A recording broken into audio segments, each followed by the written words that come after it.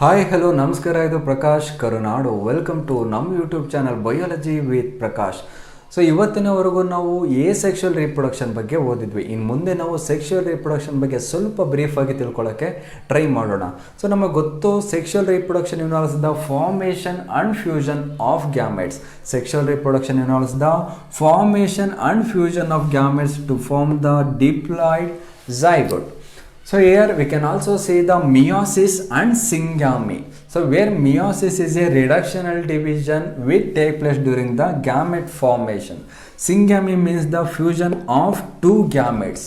So where meiosis is a reductional division that take place during the gamete formation, syngamy means the fusion of two gametes. So here the gametes produced are maybe uniparental or biparental. Where the gametes are produced from a single parent, which is known as uniparental. If the gametes are produced from the two separate parents of the opposite sexes, so that is known as biparental. If the gametes produced from a single parent, that is known as uniparental. If the gametes produced from the separate parents of opposite sexes, which is known as biparental. So here the offsprings produced by the sexual reproduction are not identical to their parents. So because of the recombination. Sexual reproduction is a slow and elaborate process when compared to the asexual reproduction. So ನಾವಿಲ್ಲಿ ನೋಡಿದ್ವಿ, ಒಂದು ಬಡ್ ಇರ್ತಿತ್ತು, ಆ ಬಡ್ separate ಆಗಿದ ತಕ್ಷಣ ಒಂದು ಹೊಸ ಪ್ಲಾಂಟ್ ಅಥವಾ ಒಂದು ಹೊಸ ಆರ್ಗಾನಿಸಮ್ ಆಗಿ ಡೆವಲಪ್ ಆಗ್ತಿತ್ತು. ಅಥವಾ ಸೆಲ್ ಡಿವಿಷನ್ ಒಂದು ಮೋಡ್ ಆಫ್ ರೀಪ್ರೊಡಕ್ಷನ್ ಆಗಿ ಕೂಡ ಆ್ಯಕ್ಟ್ ಮಾಡ್ತಿತ್ತು. ಅಥವಾ ಒಂದೊಂದು ಕಟಿಂಗ್ಸ್ ಅಥವಾ ಒಂದೊಂದು ಫ್ರಾಗ್ಮೆಂಟ್ ಕೂಡ ಒಂದೊಂದು ಪ್ಲಾಂಟ್ ಅಥವಾ ಒಂದೊಂದು ಆರ್ಗಾನಿಸಮ್ ಆಗಿ ಡೆವಲಪ್ ಆಗ್ತಿದ್ದನ್ನ ನೋಡ್ಬೋದು. ಬಟ್ ಇಲ್ಲಿ ತುಂಬ ಈವೆಂಟ್ಸ್ ಬರುತ್ತೆ ಆ್ಯಂಡ್ ತುಂಬ ಪ್ರೋಸೆಸಸ್ ಕೂಡ ಇದೆ. ಸೊ ಇಲ್ಲಿ ನಮಗೆ ಅರ್ಥ ಆಗಬೇಕಾಗಿರೋದೇನು ಅಂದರೆ, ಸೊ ಸೆಕ್ಷುವಲ್ ರೀಪ್ರೊಡಕ್ಷನಲ್ಲಿ ಫಾರ್ಮೇಷನ್ ಆಫ್ ಗ್ಯಾಮೆಟ್ಸ್ ಇರುತ್ತೆ ಮತ್ತು ಫ್ಯೂಷನ್ ಆಫ್ ಗ್ಯಾಮೆಟ್ಸ್. ಮೊದಲು ಗ್ಯಾಮೆಟ್ಸ್ ಫಾರ್ಮ್ ಆಗುತ್ತೆ, ಫಾರ್ಮ್ ಆಗಿರೋ ಗ್ಯಾಮೆಟ್ಸು ಫ್ಯೂಸ್ ಆಗುತ್ತೆ, ಫ್ಯೂಸ್ ಆದಮೇಲೆ ಒಂದು ಡಿಪ್ಲಾಯ್ಡ್ ಝೈಗೋಟ್ ಬರುತ್ತೆ. ಆ ಝೈಗೋಟು ಮುಂದೆ ಎಂಬ್ರಿಯೋ ಜೆನೆಸಿಸಿಂದ ಒಂದು ಎಂಬ್ರಿಯೋ ಆಗಿ ಡೆವಲಪ್ ಆಗುತ್ತೆ. ಆ ಎಂಬ್ರಿಯೋ ಒಂದು ಅಡಲ್ಟ್ ಆರ್ಗ್ಯಾನಿಸಮ್ ಆಗಿ ಡೆವಲಪ್ ಆಗುತ್ತೆ. ಸೊ ಇದು ಗೊತ್ತಿರಲಿ. ಇದರಲ್ಲಿ ಮಿಯೋಸಿಸ್ ಇರುತ್ತೆ ಮತ್ತು ಸಿಂಗ್ಯಾಮಿ ಇರುತ್ತೆ. ಮಿಯೋಸಿಸ್ ಅಂದರೆ ನಮಗೆ ಗೊತ್ತು, ಅದು ರಿಡಕ್ಷನಲ್ ಡಿವಿಷನ್. ಈ ಗ್ಯಾಮೆಟ್ ಫಾರ್ಮೇಷನ್ ಆಗಬೇಕಲ್ವ, ಸೊ ಗ್ಯಾಮೆಟ್ ಫಾರ್ಮೇಷನ್ ಆಗೋದಕ್ಕೆ ಹೆಲ್ಪ್ ಆಗೋದು ಅಂದರೆ ಮಿಯೋಸಿಸ್. ಡಿಪ್ಲಾಯ್ಡ್ ಸೆಲ್ಲಿಂದ ಹ್ಯಾಪ್ಲಾಯ್ಡ್ ಸೆಲ್ಸು ಬರುತ್ತೆ ಮಿಯೋಸಿಸಿಂದ. ನೆಕ್ಸ್ಟ್ ಸಿಂಗ್ಯಾಮಿ ಅಂತ ಹೇಳಿದ್ವಿ. ಸೊ ಇಲ್ಲಿ ಗ್ಯಾಮೆಟ್ಸ್ ಫ್ಯೂಸ್ ಆಗುತ್ತೆ. ಸೊ ಹ್ಯಾಪ್ಲಾಯ್ಡ್ ಗ್ಯಾಮೆಟ್ಸ್ ಫ್ಯೂಸ್ ಆಗಬೇಕಲ್ವ, ಆ ಫ್ಯೂಸ್ ಆಗೋ ಪ್ರೋಸೆಸ್ಗೆ ನಾವು ಸಿಂಗ್ಯಾಮಿ ಅಂತ ಕರಿತೀವಿ. ಸೊ ಇನ್ನೊಂದು, the gametes produced are uniparental or biparental ಅಂತ ಹೇಳಿದ್ವಿ. ಸೊ ಯೂನಿಪೆರೆಂಟಲ್ ಅಂದರೆ, ಸೊ ಇಲ್ಲಿ ಪ್ರೊಡ್ಯೂಸ್ ಆಗೋ ಎರಡು ಗ್ಯಾಮೆಟ್ ಕೂಡ ಒಂದೇ ಪೇರೆಂಟಿಂದ ಪ್ರೊಡ್ಯೂಸ್ ಆಗಿದ್ರೆ ಅದನ್ನು ನಾವು ಯೂನಿಪೆರೆಂಟಲ್ ಅಂತ ಕರಿತೀವಿ. ಅದರ್ವೈಸ್ ಇಲ್ಲಿ ಪ್ರೊಡ್ಯೂಸ್ ಆಗೋ ಎರಡು ಗ್ಯಾಮೆಟ್ ಅಥವಾ ಒಂದೊಂದು ಗ್ಯಾಮೆಟ್ ಕೂಡ ಒಂದೊಂದು ಪೇರೆಂಟಿಂದ ಪ್ರೊಡ್ಯೂಸ್ ಆಗಿರುತ್ತೆ. ಅಂದರೆ ಒಂದು ಮೇಲಿಂದ ಇನ್ನೊಂದು ಫೀಮೇಲಿಂದ. ಸೊ ಆ ಥರ ಪ್ರೊಡ್ಯೂಸ್ ಆಗಿದ್ರೆ ಅದನ್ನು ನಾವು ಬೈಪೆರೆಂಟಲ್ ಅಂತ ಕರಿತೀವಿ. ಸೊ ಎಷ್ಟು ಅರ್ಥ ಆಗಿದೆಯಲ್ವಾ? Then we should know that there are three phases in the life cycle of every organisms.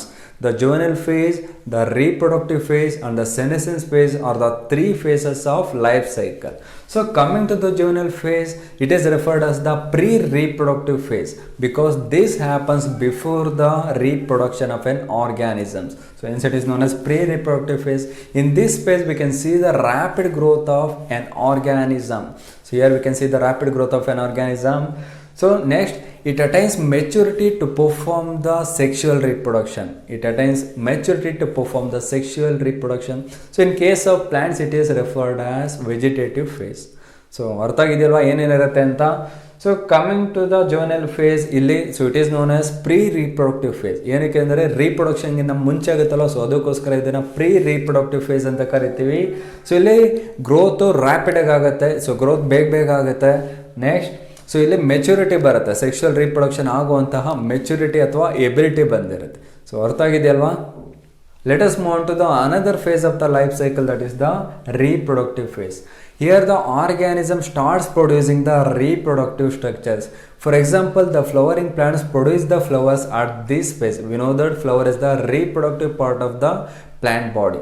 So based on the flowering and the fruiting pattern, we have classified the flowering plants into two types, namely monocarpic plants and the polycarpic plants.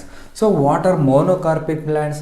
So the plants which produce the flowers only once in lifetime. The plants which produce the flowers only once in lifetime are known as the monocarpic plants. So after the flowering they produce the seeds. After that they will die. So we can take the examples of annuals like rice, wheat. So biennials like radish, carrot, perennials like Neelakurinji and bamboo. So Neelakurinji 12 ವರ್ಷಕ್ಕೆ ಒಂದು ಸಲ ಮಾತ್ರ flower ಆಗುತ್ತೆ. So ಈಗ ರೀಸೆಂಟಾಗಿ 2018 ಆಗಸ್ಟಿಂದ ಅಕ್ಟೋಬರಲ್ಲಿ flower ಆಗಿತ್ತು. So ಗೊತ್ತಿದೆ ಅಲ್ವಾ. ಸೊ ಕರ್ನಾಟಕ ಮತ್ತು ಕೇರಳದಲ್ಲಿ ವೆಸ್ಟರ್ನ್ ಘಾಟ್ಸಲ್ಲಿ ಇದು ಕಂಡು ಬರುತ್ತೆ. ಸೊ ನೆಕ್ಸ್ಟ್ ಬ್ಯಾಂಬೂ ಬಂತು 50-100 ಇಯರ್ಸ್ ಆದರೂ ಕೆಲವು ಸಲ ಫ್ಲವರ್ ಆಗಿರೋದಿಲ್ಲ. 100 ಇಯರ್ಸ್ಗಿನ ಜಾಸ್ತಿನೂ ಕೂಡ ಟೈಮ್ ತೊಗೋಬೋದು ಫ್ಲವರ್ ಆಗೋದಕ್ಕೆ. ಅದು ಕೂಡ ಒಂದೇ ಸಲ ಆಗೋದು. ಅದಕ್ಕೋಸ್ಕರ ಆ ಪ್ಲಾಂಟ್ಸ್ನ ನಾವು ಮೋನೋಕಾರ್ಪಿಕ್ ಪ್ಲಾಂಟ್ಸ್ ಅಂತ ಕರಿತೀವಿ. ಸೊ ನೆನಪಿರಲಿ ಇದು. So next coming to the polycarpic plants. So here the plants which produce the seeds are the flowers repeatedly at the intervals of time. So here the plants produce the flowers repeatedly at the intervals of time.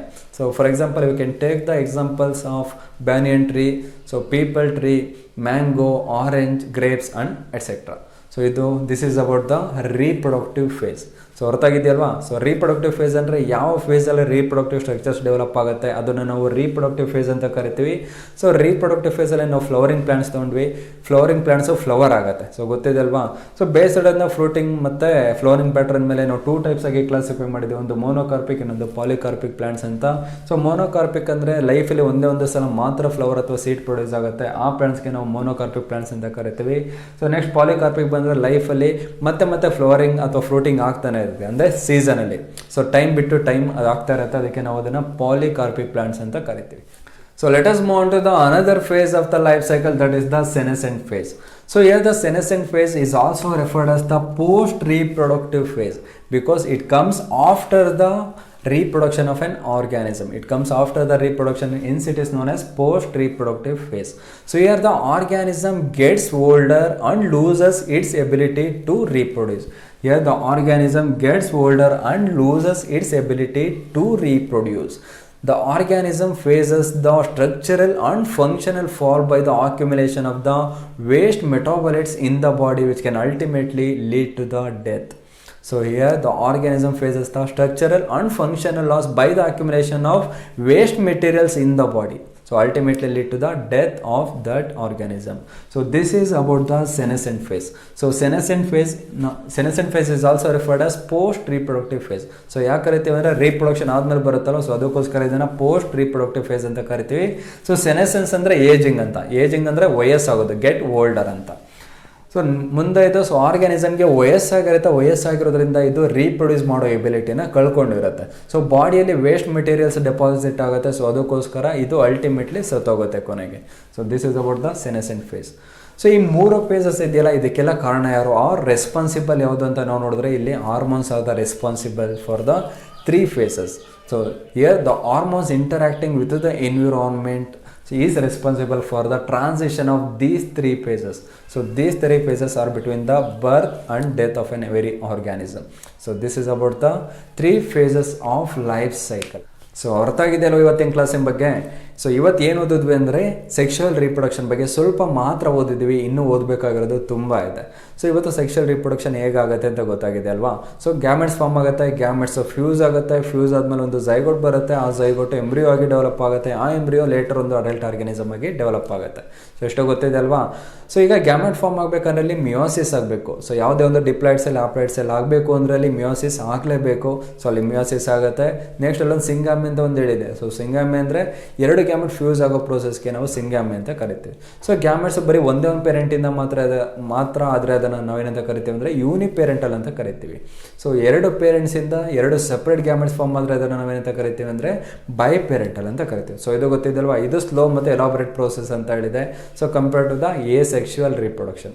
ಮತ್ತು ಇದರಲ್ಲಿ offsprings produce ಆಗೋದು ಯಾವಾಗಲೂ so non identical to the parents. So identical ಆಗಿರೋದಿಲ್ಲ ಪೇರೆಂಟ್ಸಿಗೆ, ಸ್ವಲ್ಪ differences ಇರುತ್ತೆ, ಯಾಕಂದರೆ recombination ಆಗುತ್ತಲ್ವಾ. So ಅದಕ್ಕೋಸ್ಕರ ಇಲ್ಲಿ ಡಿಫ್ರೆನ್ಸಸ್ ಇರುತ್ತೆ. ಸೊ ಇನ್ನೊಂದು ನಾವು ಡಿಸ್ಕಸ್ ಮಾಡಿದ್ದು 3 phases of the life cycle. So ಇಲ್ಲಿ ನೋಡಿದ್ರೆ ಇಲ್ಲಿ 3 phases ಇದೆ. So between the birth and death ಎರಡು ಬಿಟ್ಬಿಟ್ಟು ಇಲ್ಲಿ 3 phases ಇದೆ. ಯಾವುದದು, ಒಂದು ಜುವೆನೈಲ್ ಫೇಸ್, ಇದು ಗ್ರೋತ್ ಫೇಸ್ ಅಂತ ನಾರ್ಮಲಿ ಕನ್ಸಿಡರ್ ಮಾಡ್ಬೋದು. ಇಲ್ಲಿ ಯಾವಾಗಲೂ ಜಾಸ್ತಿ ಗ್ರೋತ್ ಆಗುತ್ತೆ ಮತ್ತು ಸೆಕ್ಷುವಲ್ ರೀಪ್ರೊಡಕ್ಷನ್ ಆಗಬೇಕಲ್ವಾ. ಆ ಸೆಕ್ಷುವಲ್ ರೀಪ್ರೊಡಕ್ಷನ್ ಆಗೋದಕ್ಕೆ ಒಂದು ಮೆಚುರಿಟಿ ಬಂದಿರುತ್ತೆ ಯಾವುದರಲ್ಲಿ, ಜುವೆನೈಲ್ ಫೇಸಲ್ಲಿ. So the next one is the reproductive phase. So ಇಲ್ಲಿ ರೀಪ್ರೊಡಕ್ಟಿವ್ ಸ್ಟ್ರಕ್ಚರ್ಸ್ ಡೆವಲಪ್ ಆಗುತ್ತೆ. ನಾವು ಇಲ್ಲಿ ಎಕ್ಸಾಂಪಲ್ಸ್ ಯಾವ ತೊಗೊಂಡ್ವಿ ಅಂದರೆ ಏಂಜಿಯೋಸ್ಪರ್ಮ್ ಅಂದರೆ ಫ್ಲವರಿಂಗ್ ಪ್ಲಾಂಟ್ಸ್ ತೊಗೊಂಡ್ವಿ. ಸೊ ಫ್ಲವರಿಂಗ್ ಪ್ಲಾಂಟ್ಸಲ್ಲಿ ಫ್ಲವರ್ ಪ್ರೊಡ್ಯೂಸ್ ಆಗುತ್ತೆ. So based on the flowering ಮತ್ತು ಫ್ಲೋಟಿಂಗ್ ಇಲ್ಲಿ 2 ಟೈಪ್ಸ್ ಕ್ಲಾಸಿಫೈ ಮಾಡಿದ್ದೀವಿ. ಒಂದು ಮೋನೋಕಾರ್ಪಿಕ್, ಇನ್ನೊಂದು ಪಾಲಿಕಾರ್ಪಿಕ್ ಪ್ಲಾಂಟ್ಸ್ ಅಂತ. ಸೊ ಮೋನೋಕಾರ್ಪಿಕ್ ಅಂದರೆ ಒಂದೇ ಒಂದು ಸಲ ಮಾತ್ರ ಫ್ಲವರ್ ಆಗುತ್ತೆ ಮತ್ತು ಸತ್ತೋಗುತ್ತೆ. ಸೊ ಪಾಲಿಕಾರ್ಪಿಕ್ ಅಂದರೆ ಮತ್ತೆ ಸ್ವಲ್ಪ ಗ್ಯಾಪ್ ಬಿಟ್ಟು ಮತ್ತೆ ಫ್ಲವರ್ ಆಗ್ತಾನೆ ಇರುತ್ತೆ. ಸೊ ಆಮೇಲೆ ಇದು ಸಾಯೋದು ಇನ್ನೂ ವರ್ಷಗಳಾಗತ್ತೆ ಅಲ್ವಾ. ಸೊ ಆಮೇಲೆ ನೆಕ್ಸ್ಟ್ ಫೇಸ್ ಯಾವುದು, ಸೆನೆಸೆಂಟ್ ಫೇಸ್. ಸೊ ಸೆನೆಸೆಂಟ್ ಫೇಸ್ ಅಂದರೆ ಸೊ ಇಲ್ಲಿ ವಯಸ್ಸಾಗೋದು ಅಂತ, ಸೊ ಥರ ಮುಪ್ಪಾಗೋದು ಅಂತ ಕರೆಕ್ಟಾಗಿ ಹೇಳ್ಬೋದು.